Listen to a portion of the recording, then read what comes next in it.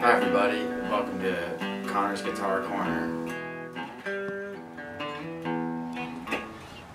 Okay, on this lesson of Connor's Guitar Corner, we're going to be doing a full chromatic walk up and walk down of the whole fretboard. This exercise gives us a sense of the full scale of the fretboard on the instrument that we're playing, as well as the intervallic relationship between the strings in a standard tuned guitar, where we're dealing with perfect fourths between the E and the A,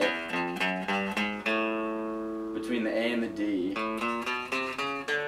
between the D and the G, but then the tuning difference between the G and the B is a major third, and then another perfect fourth. So to be able to do that in any position chromatically, I use a slide in my pinky for the fourths, and then that jump, and then I'm just going up chromatically, but also down. This exercise is a good way to work on the slide between the frets. So we're going to be using a metronome. I use an iPhone app just called Tempo. But there's plenty of metronome apps you can get for free, or there's internet sites where you can pull them up and use something to play at a consistent tempo. And the idea is we're going to play every note on the neck.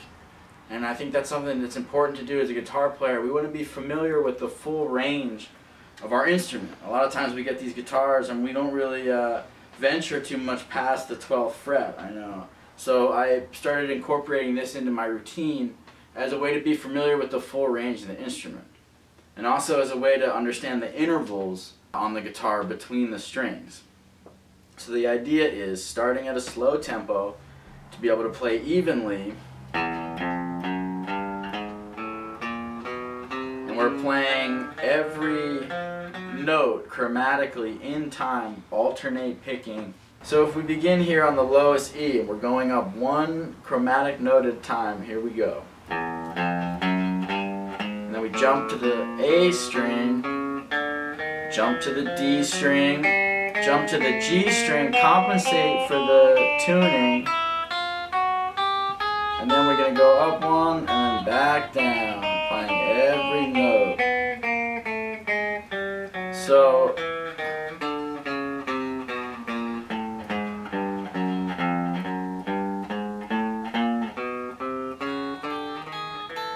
this exercise is a good way to get familiar with the intervals between the strings.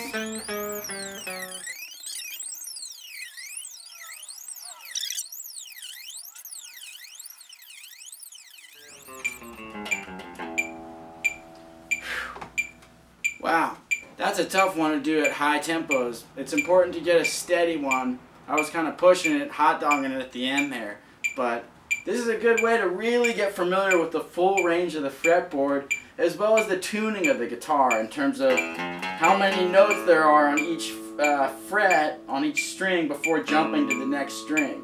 Because it's good to be able to use the open notes and know where the same notes are on the string. And the other thing is the difference in the tuning intervals.